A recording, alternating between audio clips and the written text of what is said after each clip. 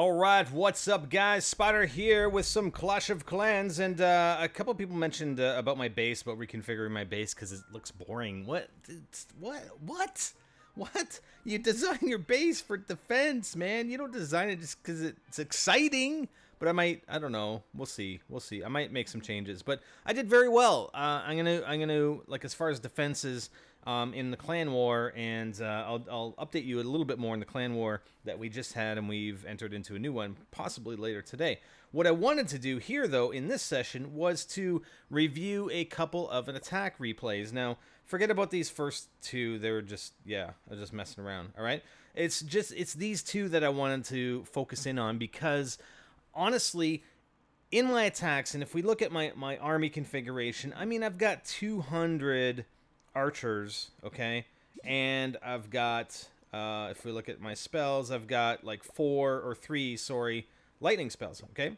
I mean, that's to get resources. The resources, rapid army training, regeneration, getting resources, attacking many times, and where my resources per hour are a lot higher than if I were to, you know, train other troops. To train more advanced troops, it takes longer. I mean, I don't care about the elixir cost. I do care about the dark elixir cost because, and we're going to see in my army configuration for those two attacks that we're going to review, and the attacks, you know, the reason why I'm doing it is because I need to practice those kinds of attacks. Again, I'm used to using this kind of quick army generation to get resources, not using dark elixir troops. Well, it's entirely different when you're just going for stars and you're planning an attack and you're attacking in Clan Wars. So I need to, you know, focus on those kinds of attacks because I've never run those kinds of attacks in the past. If you saw in my videos, I don't run those attacks because it takes too long and it takes too many resources to train, okay?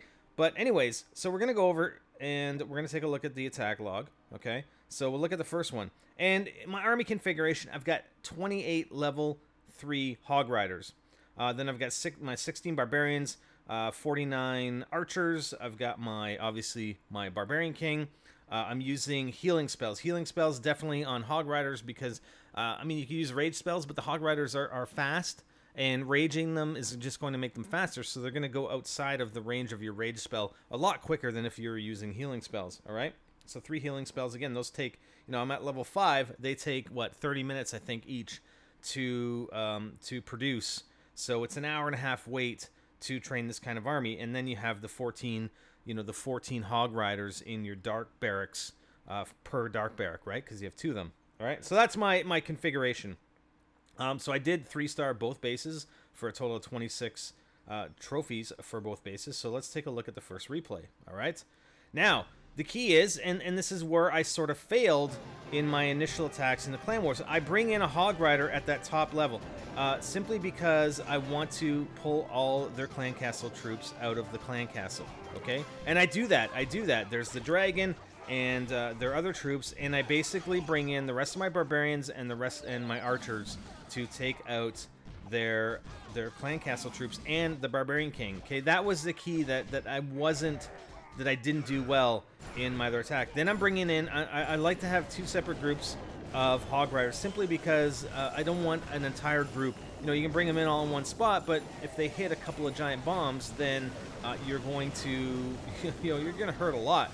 So I got the 2 healing spells, and then I wait to use the 3rd healing spell when the 2 groups get closer together to maximize the benefit, so that healing spell, I know they get out of range pretty quickly, but regardless, the whole point was to bring that 3rd healing spell in so that it impacted as many Hog Riders as possible. I do have my Barbarian King down there. He see what I mean? With, you got the spring traps and the giant bombs. You got to be careful about that. And those traps have taken quite a few of my Hog Riders out and finished off my Barbarian King. All right, so then I brought in my Clan Castle troops at the top. So I had a Dragon and some Archers, I believe, in my Clan Castle. So I brought those in to help, and it looks like we're going to 100% this base. I'm just going to speed it up so we can finish off here. The Hog Riders did end up going to town on the defenses pretty well. I did lose the majority of them, but that's okay. You're going to lose them anyway, right? And then we have 2 last buildings here. There's one, and the bottom one is going to be done here. Look at those Hog Riders. Oh, they look so cool. Anyways, so that's the first attack. Again, all I'm doing here is just looking to practice the types of attacks that you need to run when you're running Clan Wars. You want to get those 3 stars. You want to attack. You want to get 3-star every time you can, if possible. Obviously, considering the level of the base and level of defenses that you're attacking, okay? So let's take a look at the second replay. Again, the difference here is that, you know, I'm randomly attacking, so I don't really have a whole lot of time to try and develop strategy. So I bring in the Hog Rider. The reason why I bring in the Hog Rider, especially in this scenario, is because the Clan Castle range may not be wide enough for me to be able to take him out with a Barbarian, okay? The other thing that I didn't do, yeah, okay, was the Barbarian down at the bottom left to get the Archer Queen, because once you've aggroed the Archer Queen, then they'll aggro other units that anywhere on the map. So I took out the Clan Castle troops, taken out the Barbarian King, took out the Archer Queen. That's what you want to do. You want to take out all those troops, and then we're going to bring in the Hog Riders, top right, top left. But like I said, this base is spread out quite significantly, so that if I brought in Barbarians to try and aggro the Clan Castle, I wouldn't be within range of the Clan Castle. So that's why I use the Hog Rider. And sometimes you have to use more than one. You might have to use 2 or 3 possibly to ensure that you get all the Clan Castle troops out, because sometimes you'll only get a small portion of the Clan Castle troops to come out of the Clan Castle, and then you need that extra additional Hog Rider or 2 to get the rest of them out. So what I was saying before was, a lot of times when you're running these attacks just on random bases, they may not have, in a lot of cases, Clan Castle troops, because maybe they haven't been online in a while, they've been attacked, their shield is gone again, but they haven't replenished their Clan Castle troops, so a lot of times you don't have to worry about it. In Clan Wars, yeah, you're pretty much guaranteed that every single base you attack will have Clan Castle troops, and typically they're going to have high-level Clan Castle troops. So you want to do that. You want to aggro the Barbarian King, you want to aggro the Archer Queen, and you want to aggro the Clan Castle troops. Get them all out to the side.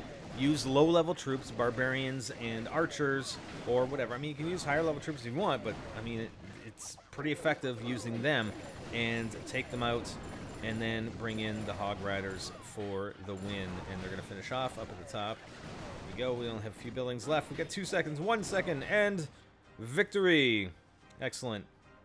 So the problem is, though, if you look at the Hog Riders, right? So if I look at the training troops, the Hog Riders, let's look at the info, right? So the training time is 2 minutes. So if we calculate that, 14 Hog Riders is going to take, what, 28 minutes, right? So 28 minutes to produce your full army.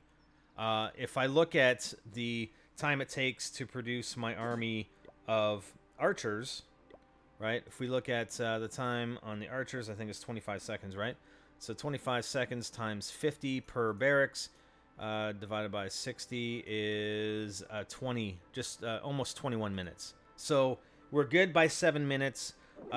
We train our spells that we produce are the lightning spells. The lightning spells, if we do the info, it actually takes 30 minutes now. I thought it took 20 minutes for some reason. So the spell time, the time to create the spells is the same, but the cost in Dark Elixir, right? I mean, we're talking 52 per Hog Rider times 28.